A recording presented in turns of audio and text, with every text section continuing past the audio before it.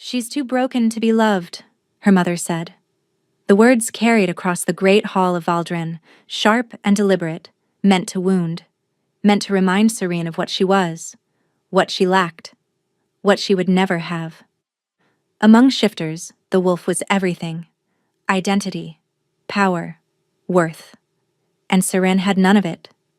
No inner beast stirred beneath her skin. No flickering eyes when emotions ran high. She was hollow where others were whole, empty where others burned with primal fire. 23 years of silence where a wolf should have howled. Her mother, Lady Vespera, had made certain everyone knew. Every noble family, every potential suitor, every whispered conversation in every corner of the realm. Her daughter was defective, cursed, a shell without a soul. So when the Alpha King arrived seeking a bride, Serene hadn't even been presented. She'd been hidden in the servants' corridor, watching through a crack in the door as her younger sister Mira was offered like a prize. But then her mother spoke those words, and the Alpha King turned, Caius of Valdren, ruler of 5 territories. A man so powerful that other alphas lowered their eyes in his presence. A man who hadn't taken a mate in 32 years of life because no one could survive being loved by him. He walked past Mira without a glance, past her mother's stunned face, past the guards who scrambled to stop him. He found Serene in the shadows, and he said 2 words that changed everything. She's mine. Neither of them understood then what those words would cost. What loving a broken woman would do to a cursed king, or what happened when 2 people who believed themselves incapable of love discovered they were wrong. The great hall of Valdren had never seen such a gathering. Serene watched from the servants' corridor, pressed against cold stone, her eye aligned with the narrow gap between door and frame. She shouldn't be here. Her mother had forbidden it. But something had pulled her from her chambers tonight, some restless ache she couldn't name.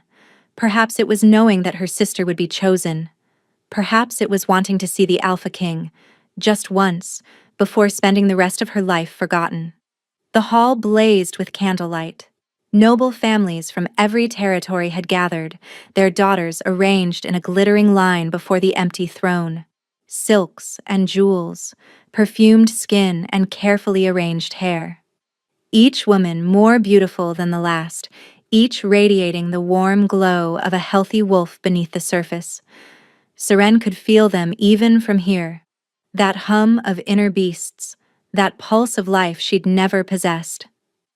Mira stood at the center of the line, dressed in ivory and gold. At 19, she was everything Serene was not. Vibrant, whole, beloved. Their mother stood beside her, one hand resting possessively on Mira's shoulder. Lady Vespera was still beautiful at 48. Sharp cheekbones, silver-streaked hair, eyes like winter lakes. She'd been a great beauty once, had married a powerful lord, and had expected to produce powerful heirs. Then Serene had been born, wrong from the first breath, silent where she should have cried with the voice of her wolf, empty where the beast should have unfurled. Serene's father had loved her anyway, had held her close and whispered that she was perfect, that the wolf would come, that she must simply wait. He'd died when she was 12. After that, there was only her mother. The great doors opened, every head turned, every breath caught. Even through the crack in the door, Serene felt it. A pressure in the air. A weight that pressed against her chest and made her pulse stutter. The Alpha King entered. She'd heard stories. Everyone had. Caius of Valdren was a legend wrapped in shadow. The youngest king in 3 centuries, crowned at 19 after his father's mysterious death. Conqueror of the southern wastes. Destroyer of the Black Maw Rebellion. A ruler so powerful that his presence alone could force lesser wolves to their knees. But the stories hadn't prepared her for the reality. He was tall. That was the first thing she noticed.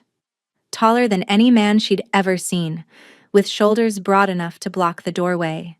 His hair was dark, almost black, falling past his collar in waves that caught the firelight. His jaw was carved from granite, his cheekbones sharp, his mouth set in a line that suggested he'd forgotten how to smile. but it was his eyes that stopped her breath. They were gold. Not the flickering gold of a shifting wolf, but solid, burning, permanent. As if his beast lived not beneath his skin but behind his gaze, watching, always watching. Those amber eyes swept the room. The noble daughters preened. Mira lifted her chin, letting the light catch her perfect features. Lady Vespera's smile sharpened with triumph. Caius walked forward. He passed the first daughter without slowing, the second, the third. His expression revealed nothing. His scent, Seren realized with a jolt, revealed nothing either. Where other alphas radiated dominance like heat from a fire, he was contained. Controlled. Cold. He stopped in front of Mira. Lady Vespera's smile widened. "Your Majesty, my daughter Mira is the finest—" "Where is the other one?" The words cut through the hall like a blade. Vespera's smile froze. "I beg your pardon, Your Majesty? You have 2 daughters." Caius didn't look at her. His wolf-bright stare remained fixed on some point past Mira's shoulder, seeing something no one else could see. "Where is the other?" Silence. Serene's blood turned to ice. "The other?" Vespera's laugh was brittle. "Your Majesty must be mistaken. I have only one daughter worthy of—" "I don't recall asking about worth." The king's voice was soft, terrifying in its softness. "I asked about location. She's broken." The words spilled from Vespera's mouth, desperate, damning. "Too broken to be loved, Your Majesty. She has no wolf, no beast. She's empty, defective. She would bring shame upon. She's mine." The hall erupted. Gasps. Whispers. Someone dropped a goblet, and wine spread across marble like blood. Lady Vespera staggered backward as if struck. But Seren couldn't move, couldn't breathe, couldn't think beyond those 2 impossible words echoing in her skull. "She's mine." The king turned. He walked toward the servants' corridor. Toward her. Seren stumbled back, her chest tightening with panic. He couldn't know. He couldn't possibly know she was here, hidden, watching. The door opened. Burning amber met her gaze. Up close, Caius was even more devastating, even more terrifying. His presence pressed against her like a physical force, and Seren felt her knees buckle. But she didn't fall. Something inside her, something that had been silent for 23 years, stirred. "There you are," the king said softly. And though Seren had no wolf, no beast, no power to speak of, she felt something ancient and sleeping crack open one eye. The carriage moved through darkness. Seren sat rigid on the velvet seat, hands clasped so tightly her knuckles had gone white. Across from her, the Alpha King sat in perfect stillness, his burning gaze fixed on her face. He hadn't stopped looking at her since they'd left. The scene in the great hall kept replaying in her mind, her mother's horror, Mira's disbelief. The guards who had tried to intervene, only to freeze mid-step when Caius turned his stare upon them. And then his hand, extended toward Seren in the shadowed corridor. She'd taken it. She still didn't know why. "You're afraid," Caius said. It wasn't a question. Seren's throat tightened. "Yes," she admitted. There was no point lying. He could probably smell it on her, the sharp tang of fear that made her feel more like prey than person. "Wouldn't you be?" Something flickered behind his eyes. "I don't remember what fear feels like." The words were strange, empty. Serene studied him in the dim light, searching for some clue to what he wanted from her.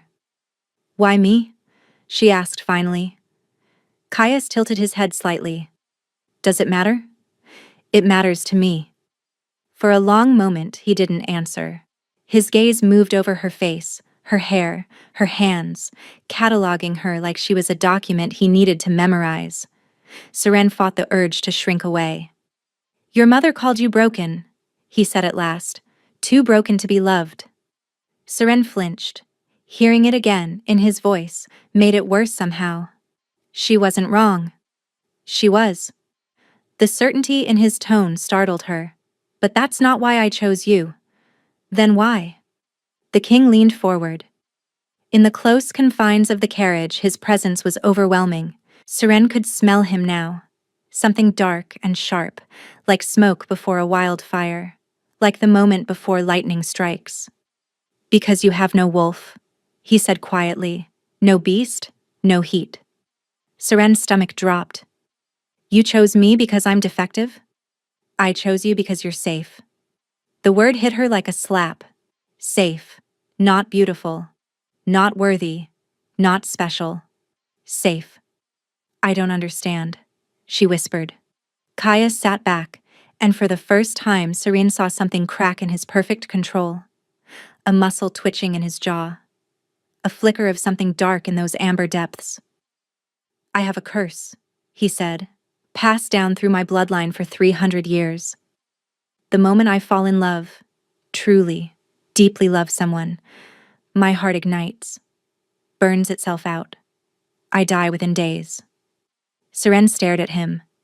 So you chose me, she said slowly, because you believe you could never love a broken, wolfless woman. Yes. The honesty was brutal. Absolute. And somehow, perversely, it was exactly what Seren needed to hear. No false promises. No pretty lies. Just the cold, clean truth. What do you want from me? She asked. A wife. A queen. An heir, if possible. Caius listed the terms like items on a treaty. You will live in luxury. You will be protected. You will want for nothing. In return, you will share my bed until you conceive, attend state functions, and never, his eyes hardened, never attempt to make me love you. Seren should have been insulted, should have been devastated. But all she felt was a strange, numb relief. Her whole life, she'd been told she was unlovable. Her mother had made sure she believed it. And now a king was confirming it as if it were a gift. If I refuse? She asked. You return to your mother. The words hung between them. Seren thought of Lady Vespera's face, the cold fury that would be waiting, the punishment for embarrassing her before the entire realm.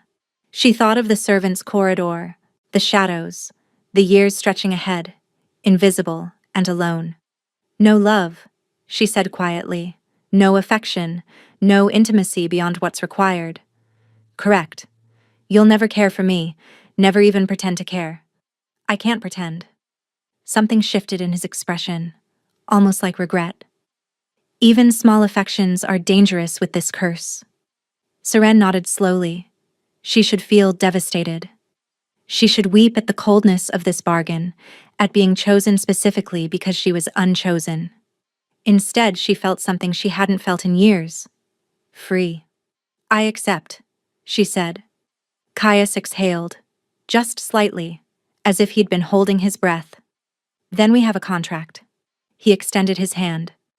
Welcome to Valdrin, future queen. Seren took his hand.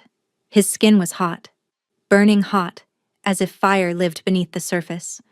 She gasped at the contact, and Caius's eyes widened fractionally before he pulled away. You're warm, Seren breathed. And you're cold.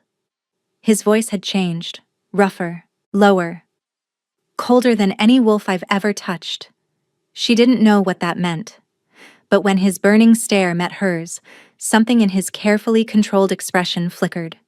And Seren wondered, for the first time, which of them was truly the dangerous one. The castle of Valdrin rose from the mountains like a beast of stone and shadow. Seren stared through the carriage window as they approached, her breath fogging the glass. She'd heard the stories, of course. Everyone had. The fortress that had never fallen, the walls that bled enemies' screams during sieges, the throne room where the Alpha King's grandfather had executed 300 traitors in a single night. But stories hadn't prepared her for the sheer scale of it. Towers clawed at the gray sky, banners snapped in a wind that smelled of snow and pine, and everywhere, carved into stone and woven into fabric, the sigil of House Valdrin, a wolf consumed by flames. Does it please you? Seren turned. Caius sat watching her, his expression unreadable. It terrifies me, she admitted. Good. The corner of his mouth twitched, almost a smile. It should. They passed through 3 sets of gates. Each one required guards to verify the king's presence, to bow and scrape and murmur welcomes. Each one gave Seren more time to wonder what she was doing here. Then the carriage stopped. The door opened and a blast of cold air hit her face. Seren shivered, drawing her thin cloak tighter. She hadn't been allowed to pack anything from her mother's house. She had nothing but the dress on her back. A hand appeared. She looked up. Caius stood outside the carriage, his arm extended, his wolf-bright eyes reflecting the torchlight. "My lady," he said. The formality felt strange. Mocking, almost. Serene took his hand. Again, that burning heat. Again, that jolt of something she couldn't name. She stepped down onto frost-covered cobblestones and nearly fell when her slippers found no grip. Caius caught her. His arm wrapped around her waist, pulling her against his chest. For one breathless moment, Seren was pressed against solid muscle and scorching warmth, his heartbeat thundering against her cheek. Then he released her. "Careful," he murmured.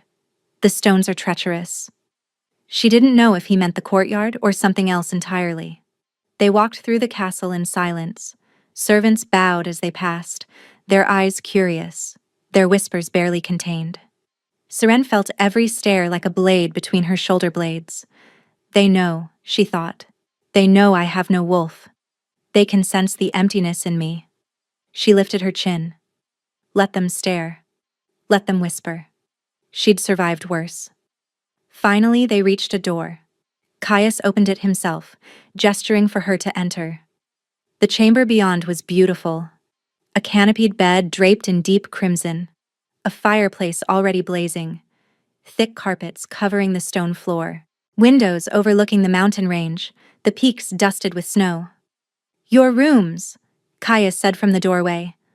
"Servants will attend you shortly. Rest tonight. Tomorrow, we announce the engagement." Seren turned. "So soon?" "The realm needs stability. A queen provides that." His tone was businesslike, cold. "The wedding will be in 3 days." 3 days. Is that a problem? She thought of her mother, of Mira, of the life she was leaving behind. "No," she said quietly. "It's not a problem." Caius nodded once. He turned to leave, then paused. "One more thing." Seren waited. "You asked why I chose you." He didn't look at her. His voice was strange, distant. "I told you it was because you're safe." "Yes." That wasn't entirely true. Her blood rushed faster. Caius finally turned. His amber gaze burned in the dim light. "I also chose you," he said slowly, "because when I walked into that hall, something inside me woke up. Something that's been asleep for 32 years. Seren stopped breathing. "I don't know what that means," the king continued.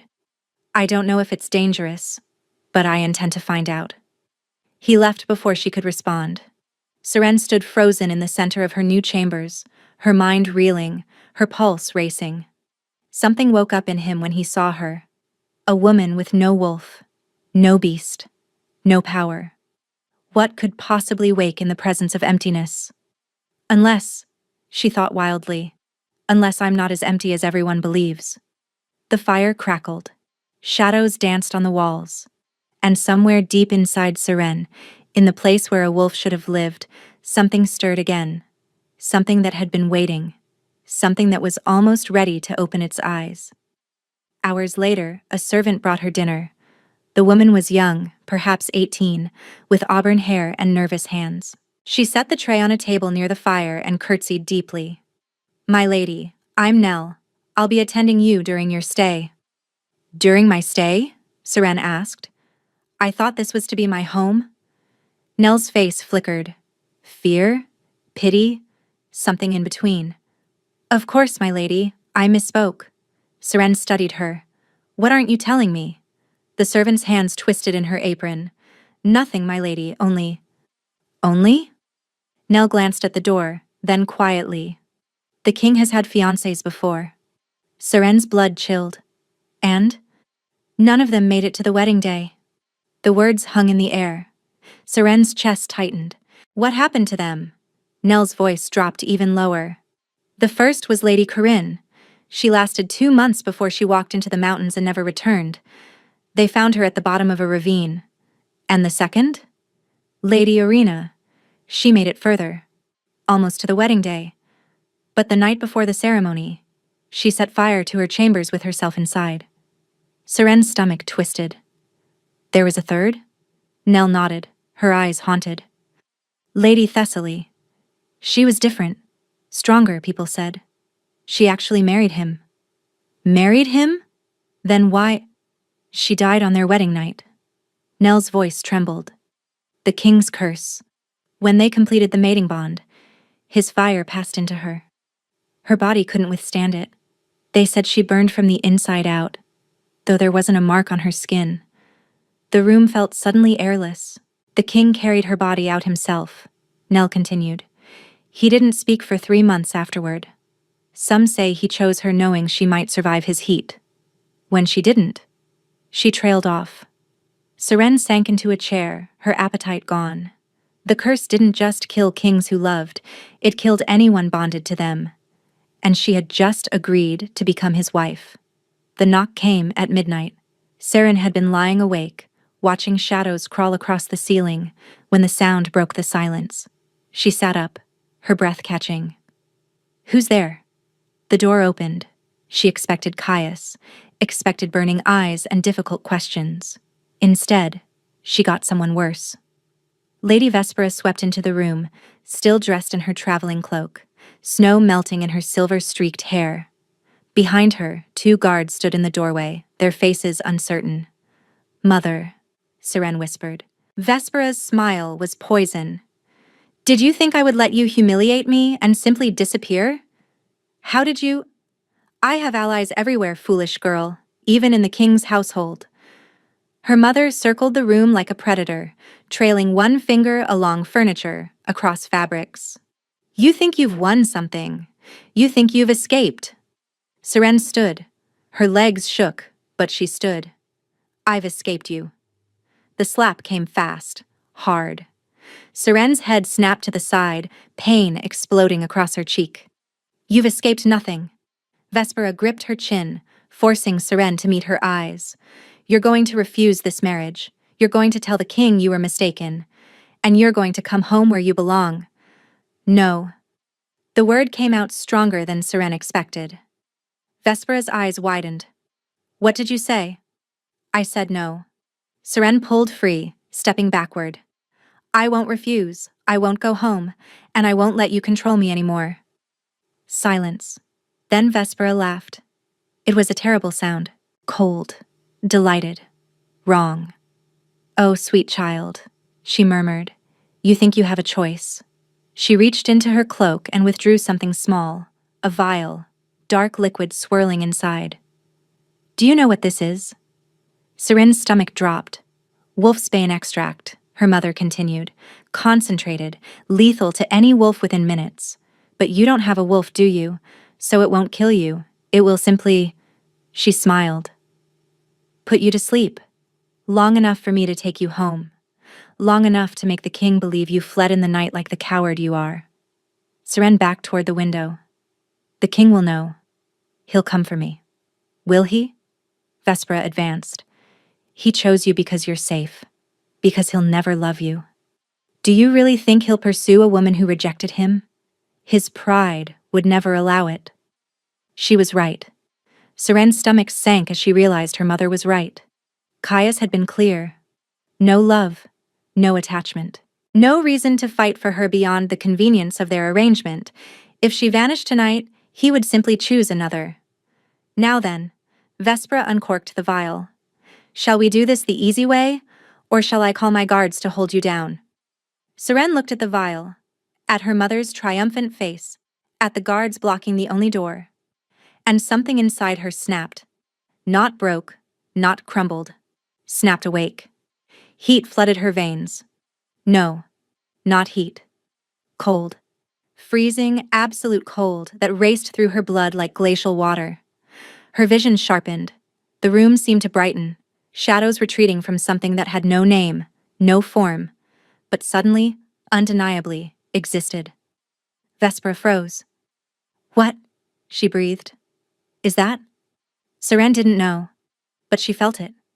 Rising, expanding, filling the hollow spaces that had been empty for 23 years. "Get out," Seren said. Her voice was different, layered, as if something else spoke with her. The guards stumbled backward. One of them whimpered. Vespera's face went white. The vial slipped from her fingers, shattering on the floor. "This isn't possible," she whispered. "You don't have a wolf. You can't. Get out!" The windows rattled. The fire died to embers. Frost crept across the floor in crystalline patterns, and Lady Vespera fled. The door slammed behind her. Seren collapsed to her knees, shaking violently, her skin too cold, her breath too fast. The presence inside her retreated slowly, curling back into the darkness, settling into silence. But it was there now. She could feel it. After 23 years of emptiness, something finally lived inside her. And it was hungry. The wedding took place at sunset. Seren stood before the mirror in her chambers, barely recognizing the woman who stared back. The gown was exquisite, deep crimson silk that clung to her body like a second skin, embroidered with threads of gold that caught the dying light. Her dark hair had been swept up, exposing the pale column of her neck. Rubies dripped from her ears and throat. She looked like a queen. She felt like a sacrifice. "You're beautiful, my lady." Nell stood behind her, hands clasped, eyes shining with something that might have been genuine warmth. The young servant had been different since that night. The night Seren's mother had fled. She looked at Seren now with a mixture of awe and fear that made Seren deeply uncomfortable. "What happened to Lady Thessaly?" Seren asked quietly. "You said she burned from the inside. But she chose to complete the bond, didn't she? She knew the risk?" Nell's face fell. "She thought she was strong enough to survive it, my lady.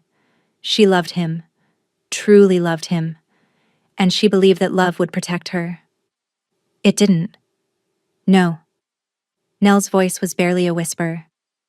"The king's fire is... It's not natural fire. It's curse fire. It feeds on love. The more she loved him, the more it consumed her." Seren stared at her reflection. The more she loved him, the more it consumed her. And Seren had agreed to share his bed, to let him mark her, to bond with him. "My lady?" Nell touched her arm. "Are you well?" "I'm fine." Seren straightened her shoulders. "Let's not keep the king waiting." The great hall of Valdren blazed with 1,000 candles. Nobles from every territory had gathered, their faces hungry with curiosity. Who was this unknown woman the king had chosen? This wolfless creature plucked from obscurity? Seren walked the aisle alone. No father to give her away. He was long dead. No mother to bless her. Vespera had vanished after that night, recalled to her own territory in disgrace. No sister, no friend, no ally. Just Seren. And at the end of the aisle, waiting before the altar, the Alpha King. Caius wore black. Of course he did.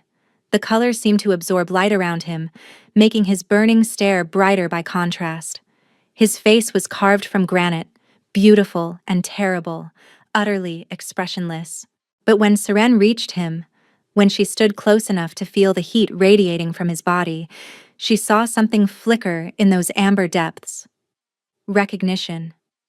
As if some part of him had been waiting for her without knowing it. "You came," he murmured, too low for anyone else to hear. "Did you expect me to run?" The others did. His jaw tightened.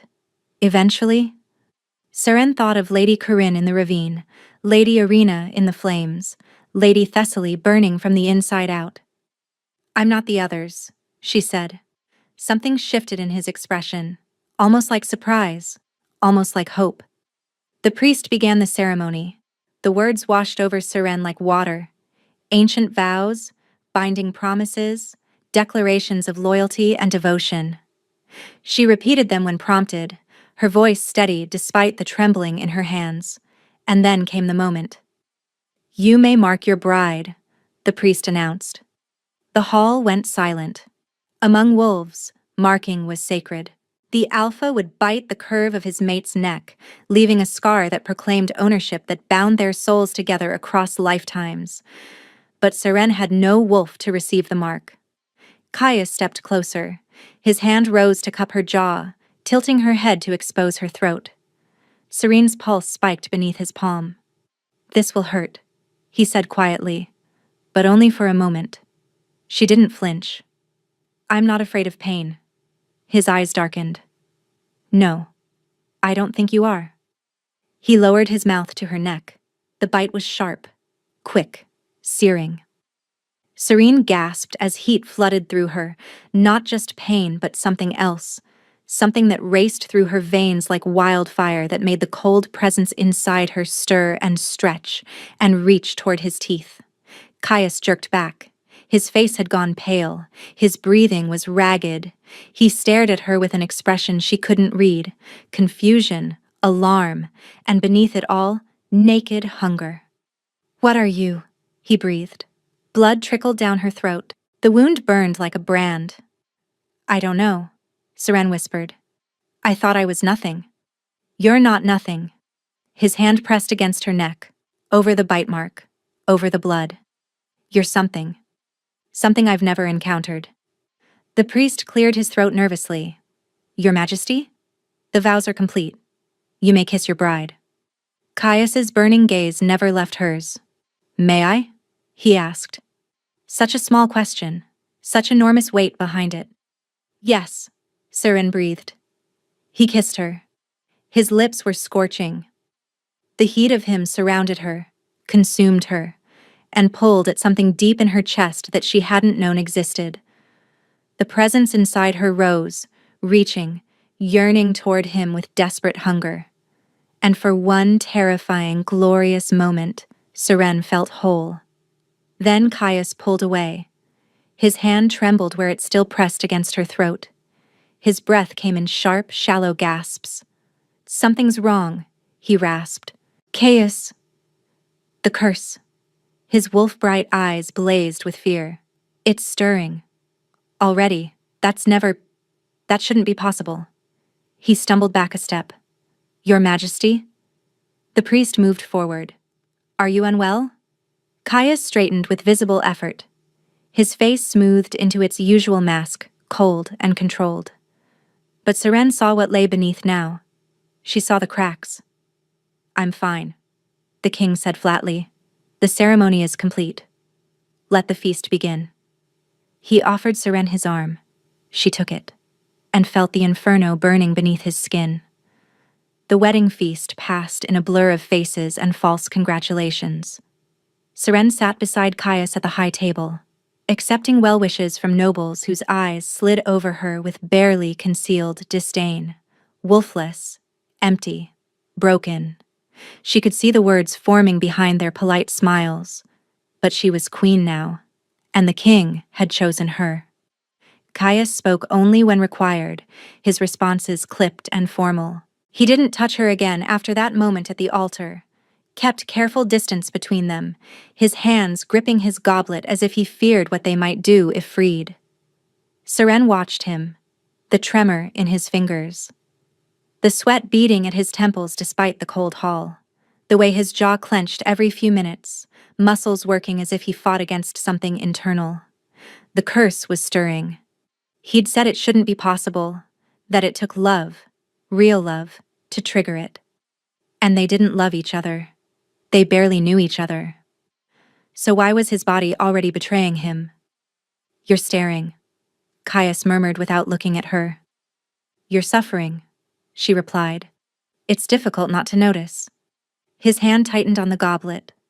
"I'm fine." "You're lying." Finally, he turned to face her. Those amber eyes were fever bright, burning with an intensity that stole her breath. "Careful," he said softly. "Caring about my suffering could be dangerous, for both of us." "I don't care," Seren lied. "I'm simply protecting my investment. If you die, I lose everything."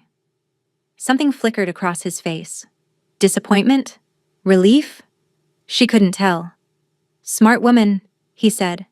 Hold on to that pragmatism. You'll need it. The feast ended at midnight.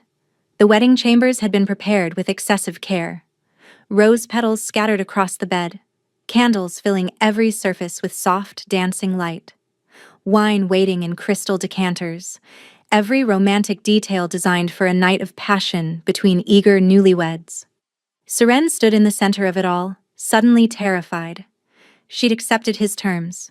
She'd agreed to share his bed, to give him heirs. But that had been abstract before. Theoretical. Now it was real. The door opened. Caius entered slowly, his movements careful, controlled. He'd changed from his wedding clothes into simpler attire, loose shirt, dark trousers, but the effect was somehow more devastating, more human. He stopped several feet away from her. "You're trembling," he observed. "I'm not afraid of you." "That's not what I said." He took a step closer. "You're trembling.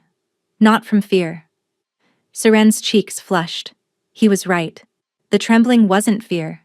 It was anticipation, awareness, every nerve ending alive with the memory of his kiss, his bite, his burning hands.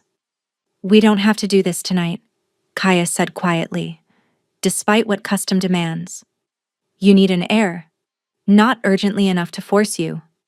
The consideration in his voice made something crack in her chest.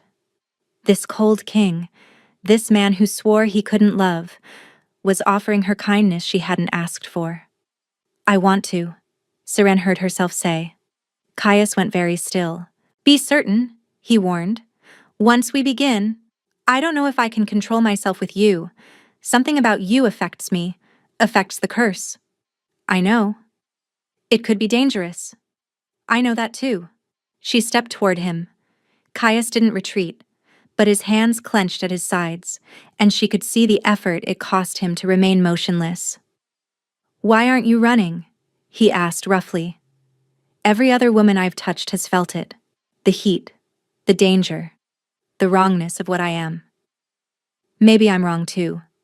Seren reached up, her fingers hovering just above his chest. "Maybe that's why you chose me." His hand caught her wrist before she could make contact.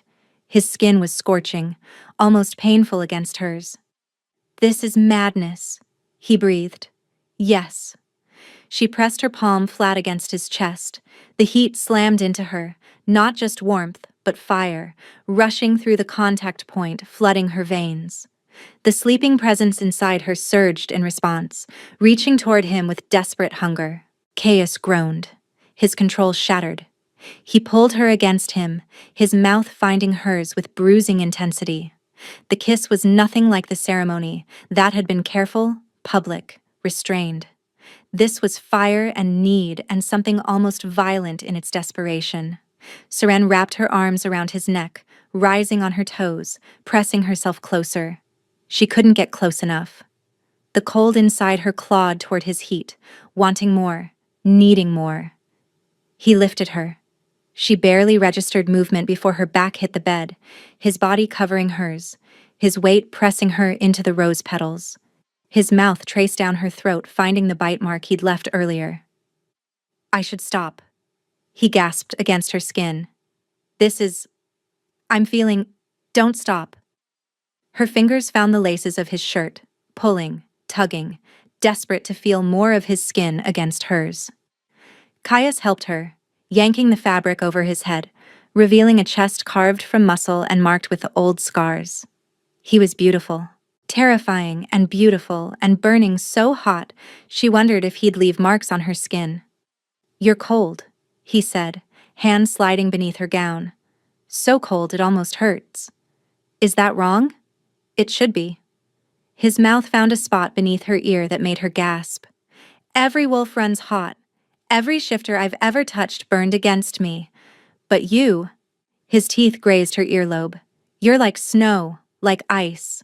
Like something not entirely mortal." The words should have frightened her. Instead, they made the presence inside her purr with satisfaction. They moved together in darkness and firelight, learning the landscape of each other's bodies. His hands mapped her curves with fevered attention. Her fingers traced his scars with curious reverence. And with each touch, Each kiss, each whispered breath, something built between them. Something that felt dangerously close to connection. Afterward, Seren lay in the circle of his arms, her cheek pressed against his chest. His heartbeat thundered beneath her ear, too fast, too strong, but he held her with a gentleness that contradicted his intensity. "That wasn't in the contract," she murmured. "What wasn't?" "Holding me. You said there would be no affection." Caius was silent for a long moment. "I find myself unable to let go," he admitted finally. "It's inconvenient." Despite everything, Seren smiled. "Inconvenient." "Highly." His arm tightened around her. "You should sleep. Tomorrow will be difficult." "Why?" "Because I'll have to pretend tonight didn't affect me." His voice roughened. "And every moment pretending will be a lie." Seren tilted her head to look at him. In the candlelight, his amber eyes had softened, the usual coldness replaced by something almost vulnerable. "Would it be so terrible?" she asked quietly. "To be affected?" "It would be fatal." The word hung between them. Seren lowered her head back to his chest and said nothing more. But as she drifted toward sleep, she finally admitted the truth she'd been avoiding. She was falling for him. This cold king with his burning curse and his impossible bargain. This man who chose her because he thought she was safe, who held her like she was precious despite swearing he'd never care.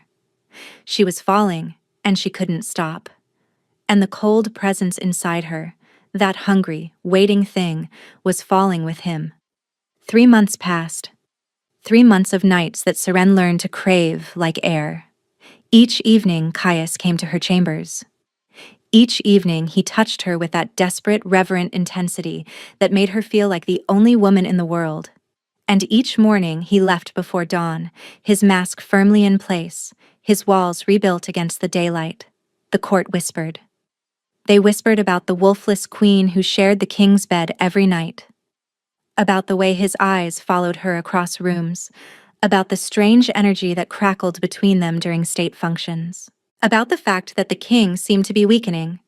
Serene noticed it first in small ways. The tremor in his hands during breakfast. The sweat on his brow after climbing stairs. The way he sometimes paused mid-sentence, pressing his palm against his chest as if something inside him burned. "You're worse," she said one night, tracing the lines of his face in the darkness. "Don't deny it." Caius caught her hand, pressing a kiss to her palm. "I'm fine." "You're lying again." "I'm always lying." His smile was sad. "It's the only way to survive." But she felt the heat radiating from him, hotter than before, almost feverish. And when she pressed her ear to his chest, his heart raced at a pace that couldn't be healthy. "Is it the curse?" she whispered. He didn't answer. "Caius, talk to me." "There's nothing to say." He pulled her closer, burying his face in her hair. "Just let me hold you. That's all I need." But it wasn't all he needed. And Seren knew, with growing certainty, that something was very wrong. The healers came in secret.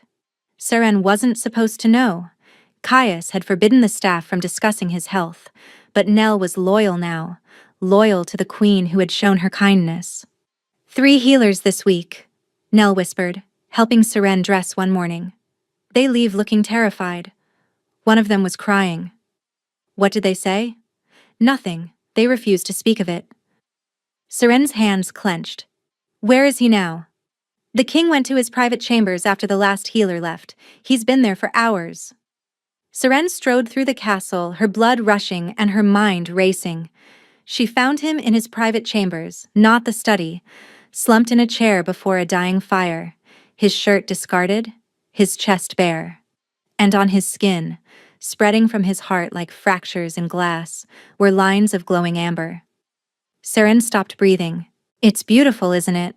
Caius said without turning, the curse made visible. "What is that?" "My death." He laughed bitterly. "Happening in slow motion." She crossed the room, dropping to her knees before him. Up close, the lines pulsed with inner light, warm to the touch when she pressed her fingers against them. This shouldn't be happening, she said desperately. You said the curse activates when you fall in love. You said... I know what I said. His burning gaze met hers, and in it, she saw the truth he'd been hiding. I was wrong, Caius whispered. I thought I could control it. Thought I could have you without caring for you. Keep you close, without letting you in. Serene's chest cracked. I was a fool. His hand rose to cup her face, his thumb brushing her cheekbone. I've been falling since the moment I saw you hiding in that servant's corridor. Fighting it every day, losing more ground every night. Then stop. Tears blurred her vision. Push me away. Stop coming to my chambers. You said you wanted nothing from me. I said a lot of things. His smile was broken. None of them true. He leaned forward, pressing his forehead against hers. I love you, Serene. The words hit her like a blade. Don't, she begged. Take it back. You can't. I've tried not to. For 3 months, I've tried. His breath shuddered. But it turns out I'm not strong enough. Not with you. The glowing lines on his chest pulsed brighter. Caius winced, his hand flying to his heart. He doubled over, a strangled sound escaping his throat. Caius! She caught him as he collapsed, his weight bearing them both to the floor. His skin was blazing, hot enough to burn, hot enough to blister. The amber lines had spread, crawling up his neck, down his arms. Get help! Serene screamed. Someone help us! Guards burst through the door. Servants followed, their faces white with terror. But Caius gripped her hand with the little strength he had left. It's too late, he gasped. There's no cure. There never was. I won't accept that. Tears streamed down her face. There has to be something. There isn't. He was fading. She could see it. The light in his eyes dimming. The fire in his blood consuming him from within. But it was worth it. Loving you was worth it.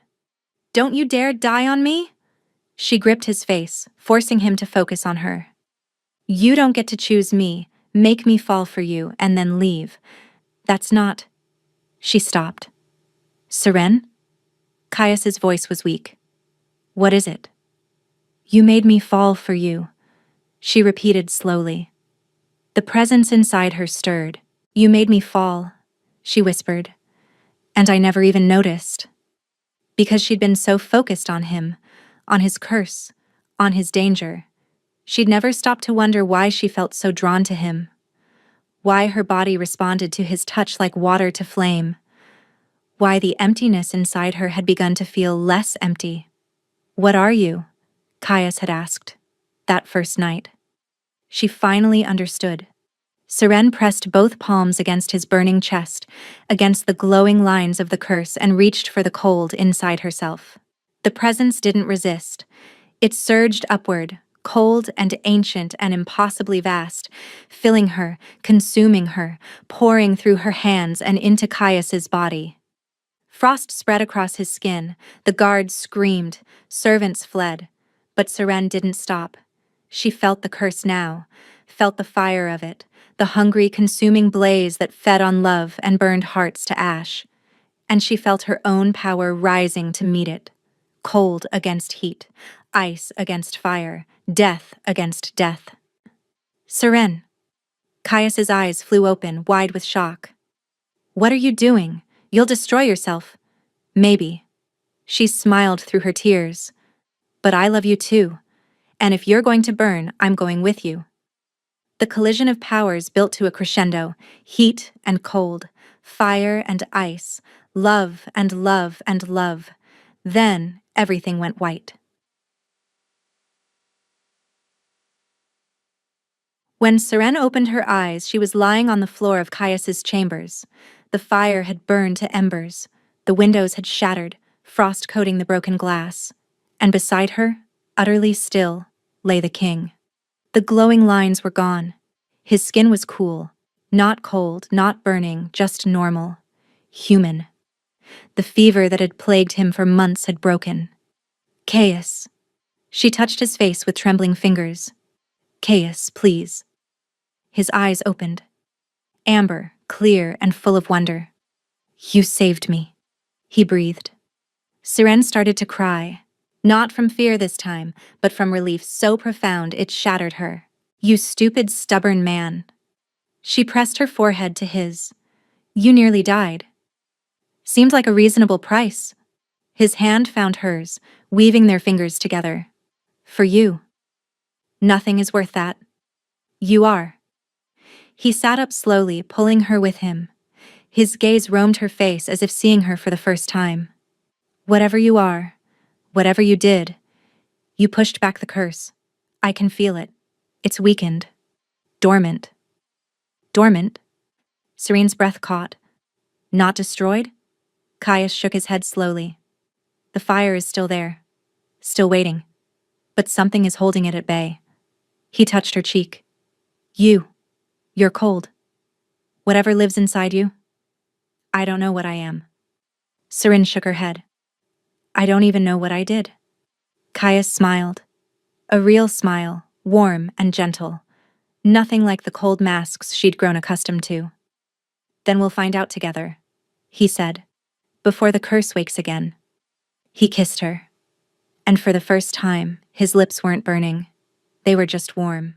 But in the shadows of the doorway, unnoticed by either of them, a figure watched with calculating eyes. Lady Vespera had returned. And she had brought something far worse than wolfsbane.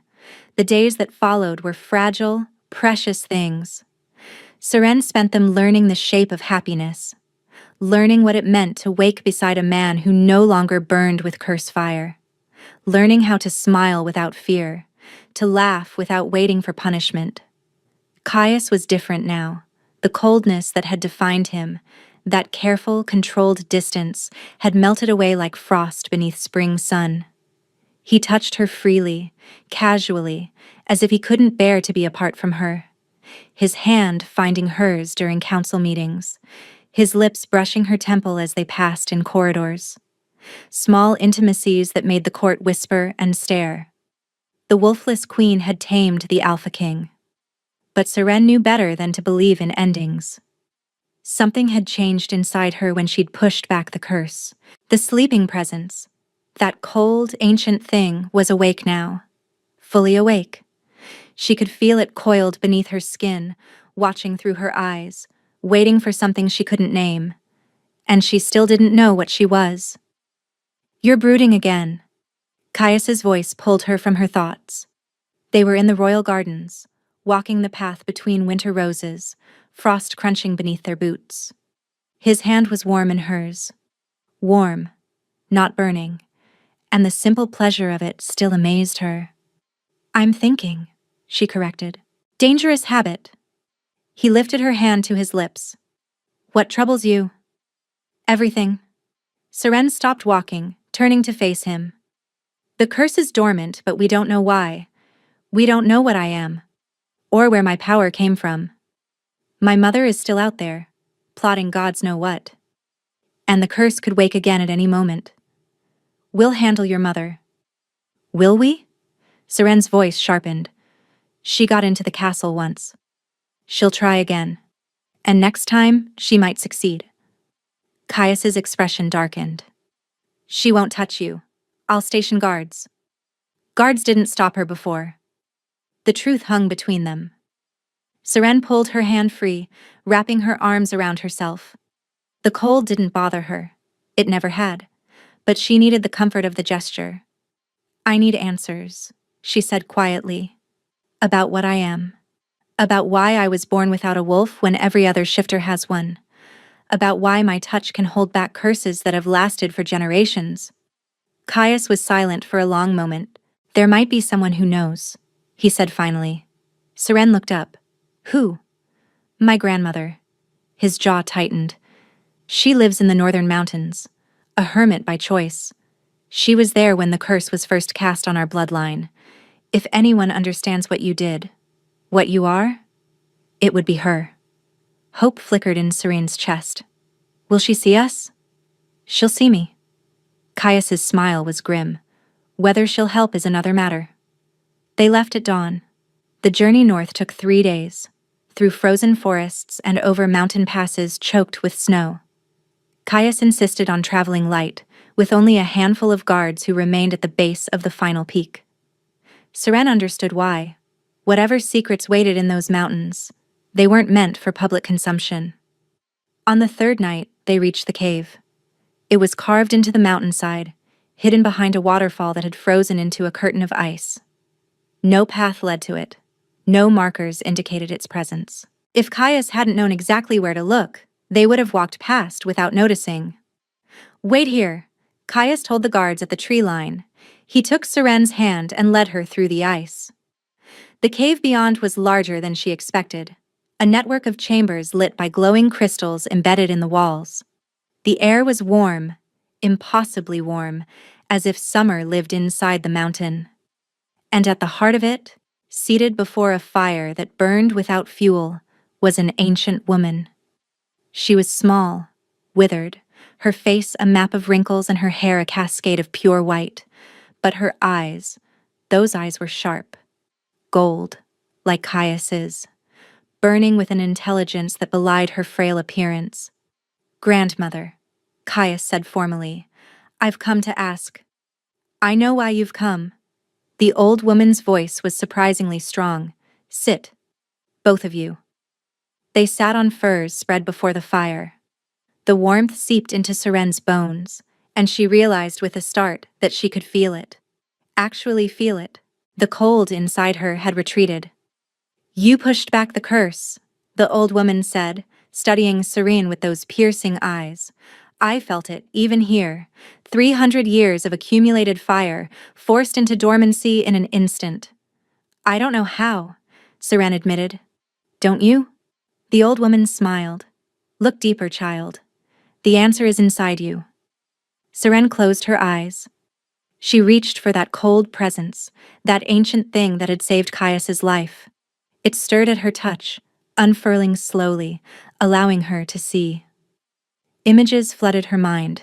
A woman made of ice, walking through a winter that never ended. A wolf carved from snow, howling at a moon made of frost. A kingdom beneath the glaciers, where creatures of cold lived and loved and died in their own eternal cycle. And a child. A child torn from that frozen realm, thrust into a world of warmth and wolves. Her true nature suppressed, her memories erased, her power locked away. Seren gasped, her eyes flying open. "There she is," the old woman murmured. "The winter wolf." "I don't understand." Seren's voice shook.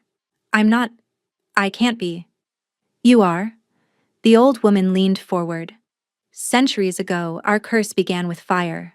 A witch of flame, spurned by the first Alpha King, cast a spell that would destroy any king who dared to love.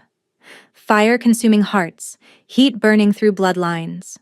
She gestured at Seren. "But the old magics seek balance. For every curse of fire, there must be a counter of ice.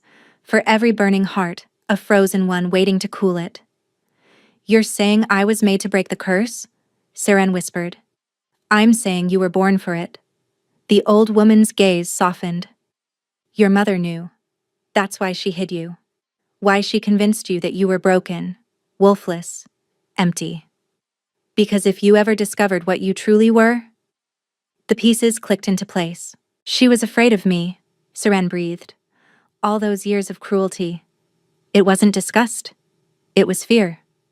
"Lady Vespera is many things," the old woman said grimly. "But she is not a fool. She recognized the winter wolf the moment you were born. Recognized that you could undo everything her bloodline had built." Caius stiffened beside her. "Her bloodline?"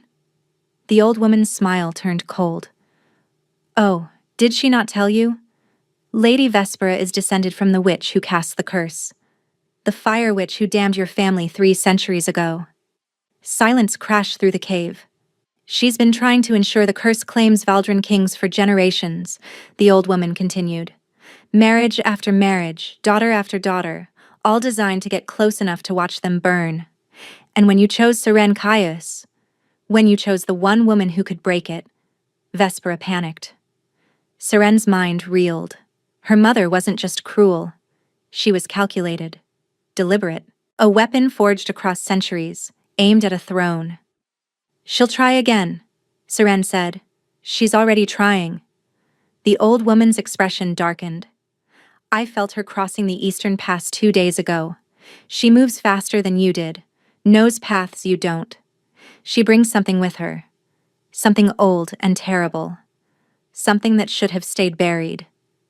Caius was on his feet instantly. We need to return to the castle. You need to prepare for war. The old woman rose, suddenly seeming far larger than her frail body suggested. The winter wolf is awake, but she is not yet fully realized.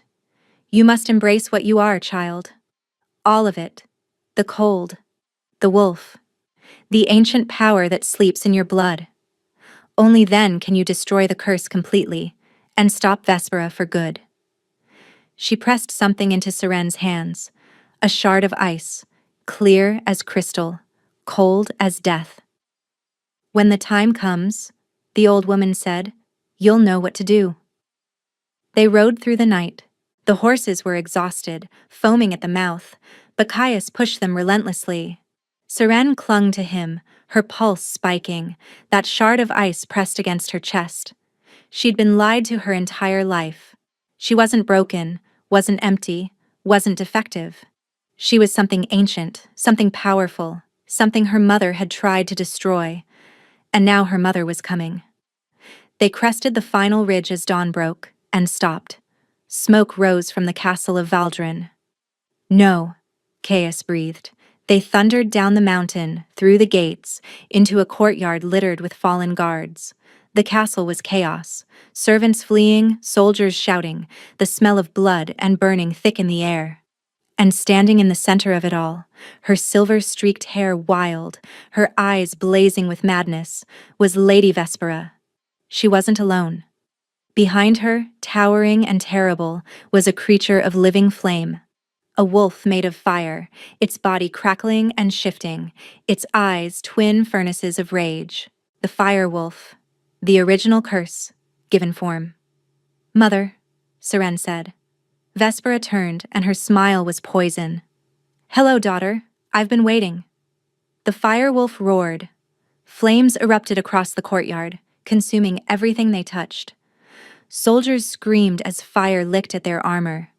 Stone blackened and cracked. The very air became an inferno. Caius threw himself in front of Seren, his body a shield. But he wasn't fireproof, not anymore. Without the curse fully dormant, he was vulnerable. A man who could burn. How touching, Vespera called over the chaos, the king protecting his broken little bride. Tell me, Caius, does she still feel empty inside? Does she still believe she's worthless? She's worth more than you could ever comprehend, Caius snarled. Is she? Vespera's laugh was jagged. Let me tell you what she really is, Your Majesty. Let me tell you what I've spent 23 years trying to prevent. The firewolf prowled closer, its heat blistering. My ancestor cast a curse on your bloodline, Vespera said. Fire to burn any king who dared to love. For 300 years it worked perfectly. King after king, dying in flames of their own making. And then you came along. She pointed at Seren. The universe's answer to my ancestor's curse, a creature of ice born to counter a line of fire. The moment I saw what you were, I knew I had to destroy you, suppress your power, convince you that you were nothing, because if you ever awakened, she'd break the curse, Caius finished, which she will. She pushed it back. Vespera spat. Temporarily, but the firewolf is the curse's heart, its source. With it unleashed, the curse returns to full strength. And this time, there's no dormancy. This time, it burns everything. She raised her hand. The firewolf lunged. Seren moved without thinking. She pushed past Caius, planting herself in the creature's path, and reached for the cold inside her. It came instantly, eager, hungry, and desperate to be unleashed. Ice exploded from her hands. It met the firewolf mid-leap, and the collision was cataclysmic. Steam erupted in a blinding cloud. The ground shook. Windows shattered throughout the castle. When the steam cleared, the firewolf was still standing. But it was smaller now. Flickering. Uncertain. Impossible, Vespera hissed. I'm done being afraid of you, Seren said.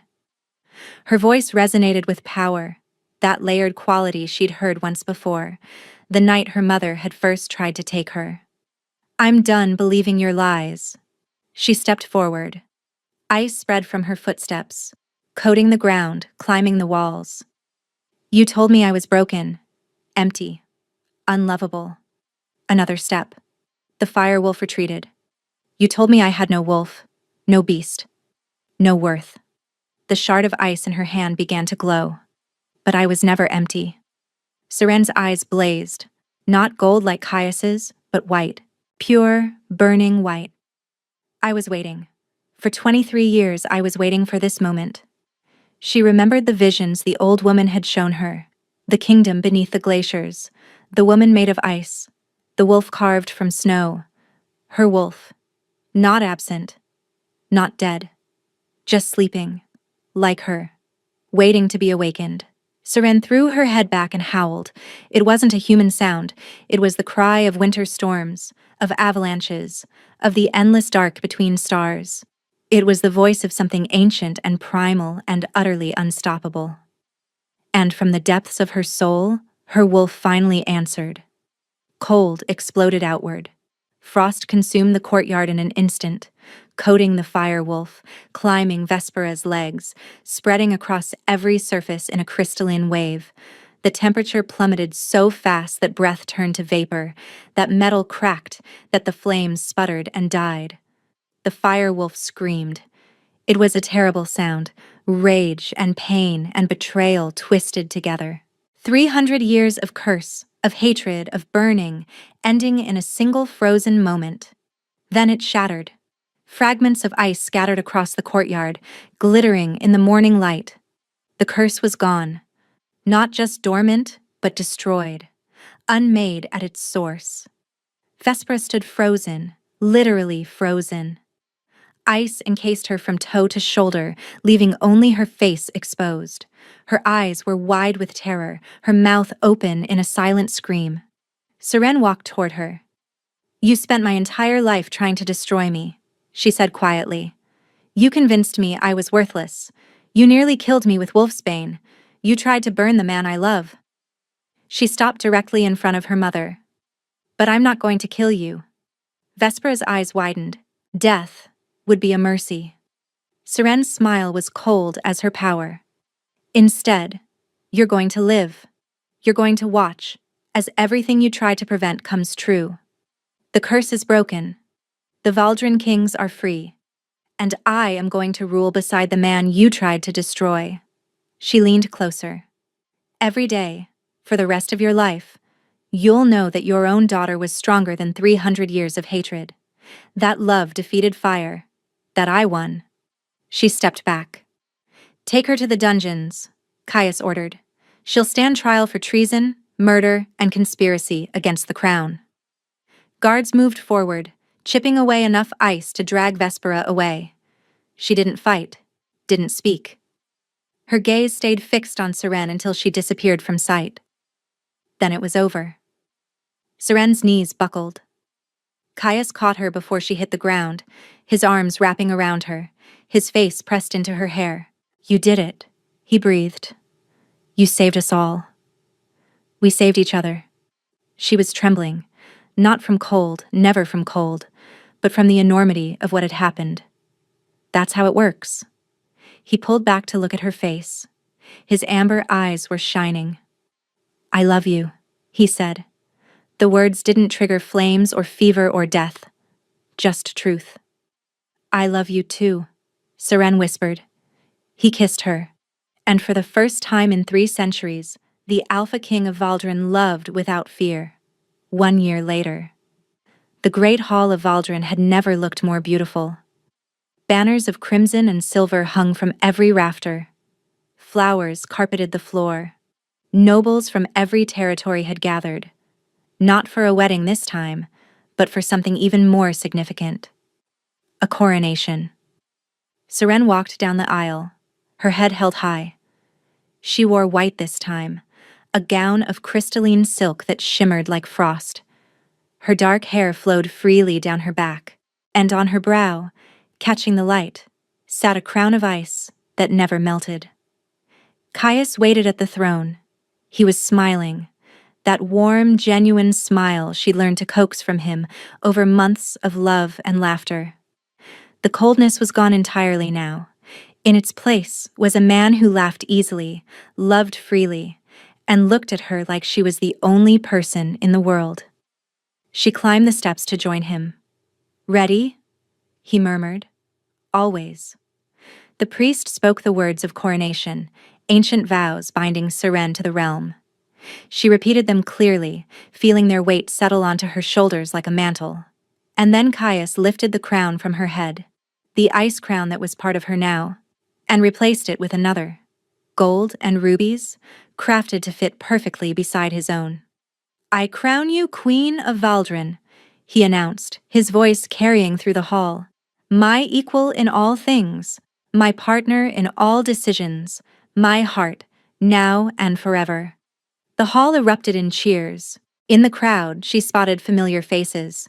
Nell, tears streaming down her cheeks, clapping harder than anyone, the guards who had stood with them during the final battle, council members who had once doubted her, now bowing with genuine respect, and near the back, standing alone, her younger sister, Mira. Their eyes met. Mira had written 3 months ago, asking for forgiveness, asking if there was any place for her in Seren's new life. Seren had invited her to the coronation. It was a start. Perhaps in time they could build something new, a sisterhood untainted by their mother's poison. Mira inclined her head.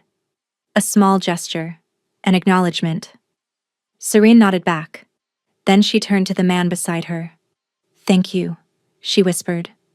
"For what?" "For seeing me." She touched his face. "When everyone else looked through me, you saw me. Even hiding in a servant's corridor. Even covered in shadows." Caius's smile softened. "I couldn't help it," he said. "Something in you called to something in me, winter recognizing fire, ice finding flame." He pulled her close. "We were made for each other, Seren. I know that now. Whatever force shaped you, whatever power created me, it was building toward this moment. Toward us. Toward us." He kissed her then, in front of the entire realm, in front of gods and mortals and everything between. In the dungeons far below, Lady Vespra sat in her cell, surrounded by walls of ice that never melted. She would live a long time, Seren had made sure of that. Long enough to watch her daughter rule. Long enough to see the realm flourish. Long enough to understand, truly understand, the magnitude of her failure. Some fates were worse than death. This was one of them. Months later, Seren stood in the gardens, her hand resting on the swell of her belly. The child inside her stirred, not with fire, not with ice, but with something new. Something that was both and neither. A bridge between powers, a union of opposites. Caius's hand covered hers. "Do you think she'll have your eyes?"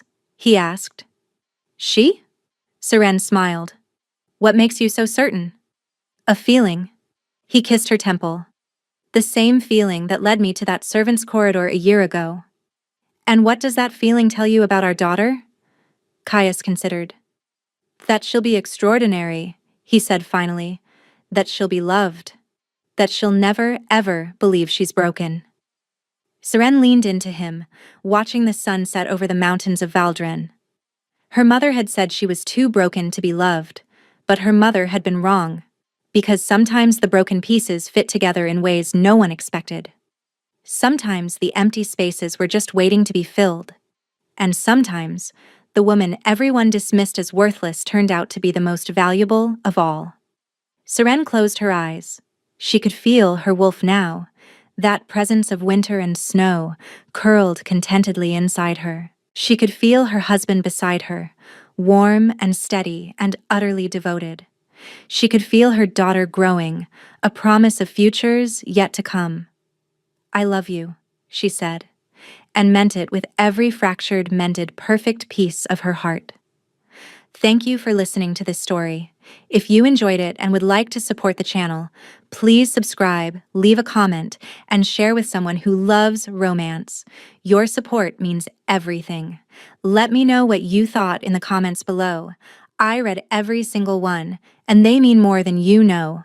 Until next time.